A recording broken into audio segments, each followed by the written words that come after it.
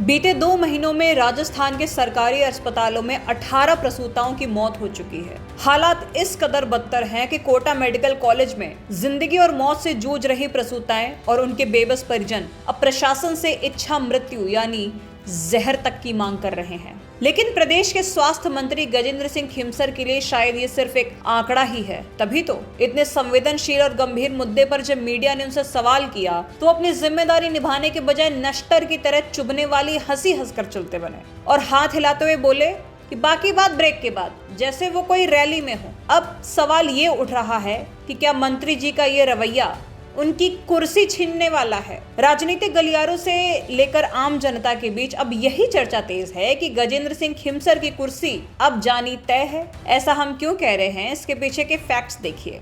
Number 1, जब मंत्री जी से ये पूछा गया कि आखिर मौतें हो क्यों रही हैं, क्या कारण है, तो जवाब उन्होंने क्या दिया वो सुनिए। वो बोले कि पहले लगता था कि गर्मी से मौतें हो रही हैं, अब तो गर्मी भी नहीं है, फिर क्यों हो रही हैं ये समझ में नहीं आ रहा। ये जवाब थे मंत्री जी के। एम्स की रिपोर्ट में भी सब नॉर्मल है, यानी मंत्री जी खुद मान रहे हैं कि सिस्टम लाचार है और उन्हें वजह ही नहीं पता। नंबर 2, मौतों पर सियासत और पुराना इतिहास। अपनी नाकामी छिपाने के लिए मंत्री जी ने पुराना पन्ना खोल दिया। वर्तमान की 18 मौतों का जवाब देने के बजाय वह कांग्रेस राज के आंकड़े गिनाने लग गए कि 2011 में क्या हुआ था। अरे जनता पूछ रही है कि मंत्री जी आपको आज के हालात सुधारने के लिए चुना है या फिर पुरानी मौतों का हिसाब लगाने के लिए। नंबर 3, दिल्ली से लेकर जयपुर तक भारी नाराजगी अब लोगों में दिख रही है। सूत्रों की माने तो इस अमानवीय और गैर जिम्मेदाराना रवैये से खुद मुख्यमंत्री कार्यालय और दिल्ली में बैठी हाईकमान खासी नाराज है। ऐसे में पहले चर्चा थी कि आगामी मंत्रिमंडल विस्तार में उनका विभाग बदला जा सकता है, लेकिन अब जिस तरह का आक्रोश जनता में है उसे देखकर राजनीतिक पंडित यही मान रहे हैं कि मंत्री खिमसर की छुट्टी होना लगभग